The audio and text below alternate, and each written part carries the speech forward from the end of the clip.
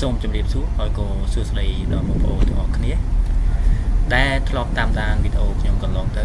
ហើយវីដេអូនេះក៏ខ្ញុំនិយាយពីបាក់សីប្រមាញ់ដែរប៉ុន្តែវីដេអូនេះខ្ញុំមិនបង្ហាញពីសកម្មភាពនៃការប្រមាញ់បាក់សីនោះទេយើងធ្វើការបង្ហាញពីសកម្មភាពរបស់បងប្អូនប្រជាជនកម្ពុជាជាពិសេសបងប្អូនលេងបាក់សីចំនួនក្រោយបង្ហាញសកម្មភាពយ៉ាងម៉េចគឺមានន័យថាបងប្អូនឬក៏បងប្អូនសម័យក្រោយឬក៏ចាស់ទុំដែលអ្នកលេងនៅសម័យក្រោយនេះគាត់បានធ្វើការចាប់ទាំងមេបាឬក៏យកកូនភ្ញាស់ដែលធ្វើឲ្យចំនួនបាក់សីប្រមាញ់នៅក្នុងប្រទេសកម្ពុជាមានការថយចុះយ៉ាងខ្លាំងខ្ញុំចង់បញ្ជាក់ថាការលេងបាក់សីប្រមាញ់គឺយើងមិនអាចយកកូនរបស់វាមកភ្ញាស់ជាមួយកូនមាន់ឬក៏ភ្ញាស់ជាមួយមេទាបានទេដោយសារបាក់សីប្រមាញ់គឺជាបាក់សីដែលចិញ្ចឹមកូនប្ររយៈពេលពី2ទៅ3ខែចំពោះកូនមាន់គឺស៊ីចំណីកូនរបស់មាន់តាម24ថ្ងៃគឺវាចេះស៊ីចំណីខ្លួនឯងហើយទោះជាយើងពូកែថែទាំប៉ុណ្ណាក៏យើងពិបាកក្នុងការបញ្ចុកចំណីឬក៏រោគចំណីឲ្យកូនបាក់សីប្រមាញ់ណាដោយសារវាមានភាពទន់ខ្សោយក្នុងសុខភាពរបស់វាអញ្ចឹងអ្នកលេងខ្លះគាត់លេងយកកូនមកដើម្បីធ្វើជាវីដេអូបង្ហាញឬក៏បង្ហាញពីសកម្មភាពចិញ្ចឹមពីតូចរហូតដល់ធំសកម្មភាពនេះធ្វើឲ្យចំនួនបាក់សីរបស់ប្រទេសកម្ពុជាជាពិសេសប្រភេទបាក់សីប្រមាញ់ដែលជាប្រមាញ់ឬក៏បាក់សីមិនជាប្រមាញ់ហ្នឹងធ្វើឲ្យចំនួនរបស់វាធ្លាក់ចុះយ៉ាងខ្លាំងកត្តាសំខាន់យើងលេងបាក់សីប្រមាញ់គឺយើងត្រូវលេងចេះថែរក្សាមិនថាបាក់សីប្រភេទក្នុងស្រុកឬក៏បាក់សីប្រភេទក្រៅស្រុកទេគឺយើងត្រូវចេះថែរក្សាវាឲ្យបានល្អទី1ពីដែលយើងចាប់កូនគឺយើងត្រូវតែចាប់កូនបាក់សីណាមួយនៅក្នុងចំណោមបាក់សីផ្សេងទៀតធ្វើឲ្យបាក់សីដែលយើងចាប់នោះមានចំនួនកើនឡើងឧទាហរណ៍យ៉ាងម៉េចហើយខ្ញុំនិយាយថា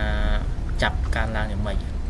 ទី1ឧទាហរណ៍ថាយើងឃើញសម្បុកបាក់សីប្រមាណមួយដូចជាប្រភេទអកភ្នំបើសិនជាយើងឃើញកូន3គ្រាប់យើងយកតែ2បានហើយតែបើឃើញ2យើងយកតែ1គ្រាប់បានហើយយកកូនគឺជាកូនដែលដុះស្លាប់កាក់មិនទាន់ចេះហើទេតែលក្ខណៈដុះស្លាប់កាក់ហើយទុកមេបាវាឲ្យបន្តពូជនៅឆ្នាំក្រោយទៀតកុំលេងយកវាទៅដាក់អង្គប់ឬក៏ដាក់ធ្នាក់យកដល់មេបាទៀតហើយអ្នកខ្លះគឺយកកូនពងគេហៅថាពងយកមកភ្ញាស់ដោយខ្លួនឯងនេះជាសកម្មភាពបំផ្លាញខ្លួនឯងទៅវិញទេហើយបើយើងមានលទ្ធភាពគឺយើងមិនបាច់ចាំលេងបាក់សីប្រមាញ់ក្នុងស្រុកទេយើងអាចទិញបាក់សីប្រមាញ់ក្រៅស្រុកដូចជាប្រភេទ Sparrow គឺជាប្រភេទបាក់សីប្រមាញ់ក្រៅស្រុកដែរតែយើងមានក្នុងស្រុកដែរវាលក្ខណៈធន់តូចហើយក៏ប្រមាញ់លឿនដែរអញ្ចឹងយើងអាចទិញពីខាងក្រៅស្រុកបានប្រភេទUNN ដែលហៅថាបាក់សីប្រមាញ់កប៉ោលខ្លីអញ្ចឹងក៏មាននៅក្នុងស្រុកនិងក្នុងក្រៅស្រុកដែរហើយបើយើងមានលទ្ធភាពខ្លាំងយើងអាចទិញជាប្រភេទកូនដែលបងប្អូនយើងចិញ្ចឹមដើម្បីយកលក់កូនទៅជាប្រភេទហារី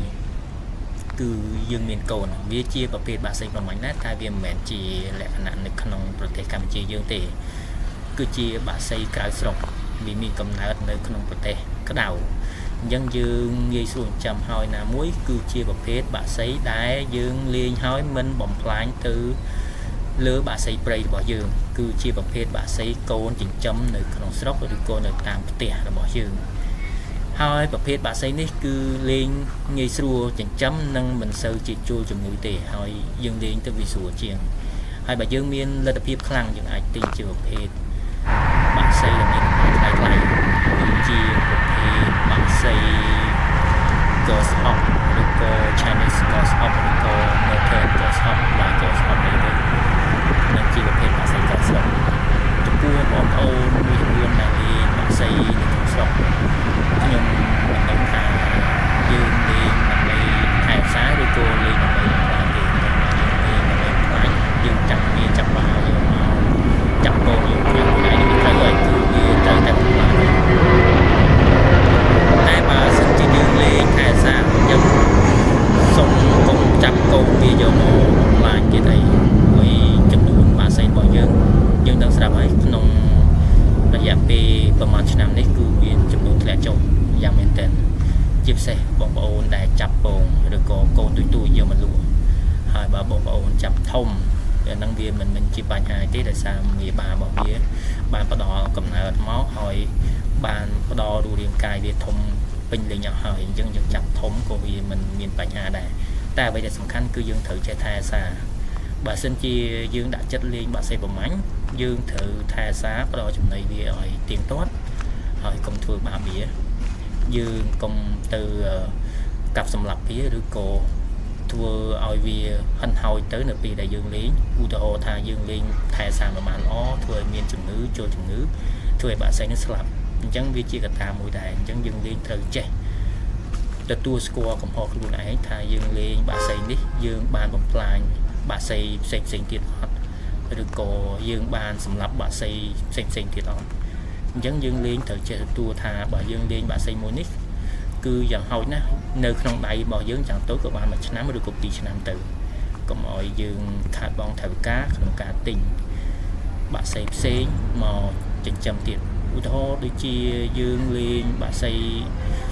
ប្រភេទមួយចំនួនអញ្ចឹងបានតែ2 3ថ្ងៃស្លាប់មិនចេះថែសារនឹងធ្វើឲ្យយើងខាតបង់ថវិកាយ៉ាងវីដេអូរបស់ខ្ញុំគឺមានតែប៉ុណ្្នឹងទេទាក់ទងជាមួយនឹងបាក់សីប្រមាញ់និងសូមអរគុណច្រើន